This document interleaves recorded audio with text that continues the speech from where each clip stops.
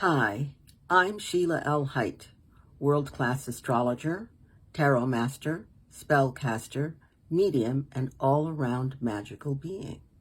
And I'm here today to talk to you about the astrology for this week. So it's going to be pretty simple this week. Very impactful, but pretty simple.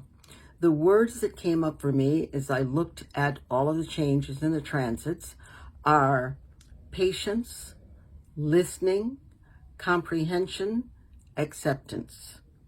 So let's start with, for the beginning of the week, there are very few major planetary movements or transits. That does not mean there's nothing for us to do. That simply means that we need to listen more clearly. That's why there's not all of the noise of a lot of planetary action. Listen clearly. Just not figure out what's going on, feel what's going on. To have patience with yourself and with others, especially with institutions, and to comprehend the meaning of things. So to comprehend doesn't necessarily mean you need to know everything about it, but you need to get it. When people say, oh, I get it, that kind of thing. You need to get it. And you can only really get it by allowing the experience to be more natural or more organic. So, and as you do that, you will also accept that the experience is really for you, or perhaps the experience is not for you, but it'll be a knowing that is true to the being that you are.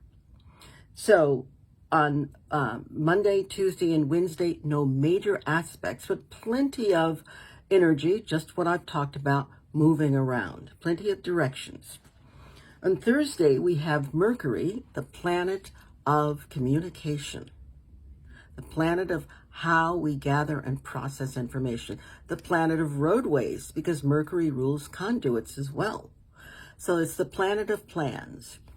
Mercury will be square, an abrasive, frictional aspect to the planet Saturn, the planet of the rules, the planet of responsibilities, the planet of delays, the planet of making sure you are following the right steps, the planet of discipline.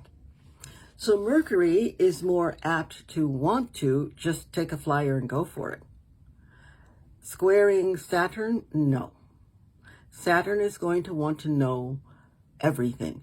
Do you have your certificates with you? Okay. Are they up to date? Is this really going to do what you're saying it's going to do? As frustrating as this can be for a human being, this is also necessary for human beings and the souls that we are, because life does not simply operate by, this feels good, I'm going to jump in and do it. You need to make sure you've got, because Saturn rules good structure and good foundation, you need to make sure you've got good structure and good foundation for whatever the next steps are. This is very important this week. On Saturday, we have Venus, the planet of relationships, the planet of women, the planet of balance, the planet of money and healing, and especially the planet of self-value. We have Venus in what I consider, I think it's probably one of my favorite aspects. It's a sextile, and it looks like an asterisk. So a sextile is an opportunity aspect. So whatever planet it's in relationship with, whatever planet it's sextile to, it can say to that other planet, hey, why don't we pool our resources in order to make this happen? And the this that happens is in accordance with basically the planet it's speaking to. In this case, Venus is sextile the planet Mercury. We just saw Mercury being somewhat disciplined and needing to follow certain plans and structures. And then finally, a few days later, we see Mercury able to make a conscious agreement with Venus on let's A, be creative, B, have some fun, C, really consciously acknowledge our value, D, find out what the profit either financially or any other way. Find out what that profit is, what that can possibly mean to us. So Saturday, Mercury sextile Venus.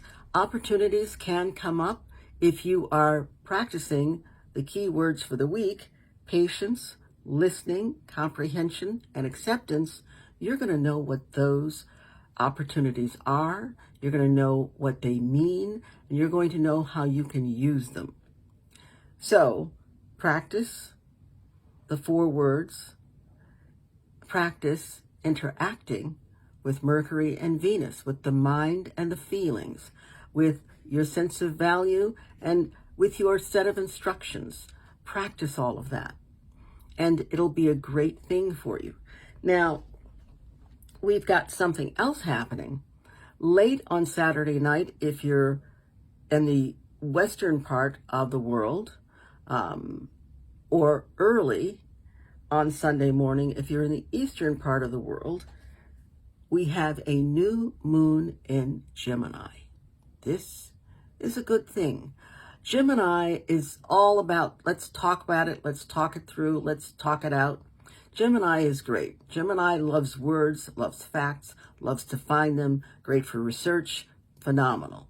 So this new moon in Gemini promises us that there will be a lot going on because the sun, part of the new moon, is in the same sign and the same degree as the moon. The moon, emotions, intuition. The sun, conscious knowing of who you are, a conscious angling yourself to what you want. So the sun and the moon are knowing who they are and are pushing themselves, allowing themselves to move forward. And in so doing, this moving forward is going to bring us what we want if we follow the instructions we need to follow. At the same time of the new moon, we have the sun and the new moon, the sun and the moon together, the new moon, squaring Neptune. What does that mean? Well, that's on Sunday. And what that means is, let's not sign any papers. Let's not make any promises we cannot break. And even if we can't break them, we may need to, because some of these promises may not be grounded. They may not be based on something that has structure and value in our world. This is the best thing you can do on Sunday is daydream, go to the movies, lie in the park, go to the beach, sleep late, get up early after you sleep late, take more naps, do whatever appeals to you. Because the more you move forward in this world with whatever appeals to you, the more you're going to run into what is truly yours, the things that you can accept and make something of, and the more you're going to separate yourself from that confuses you and removes what you want from you.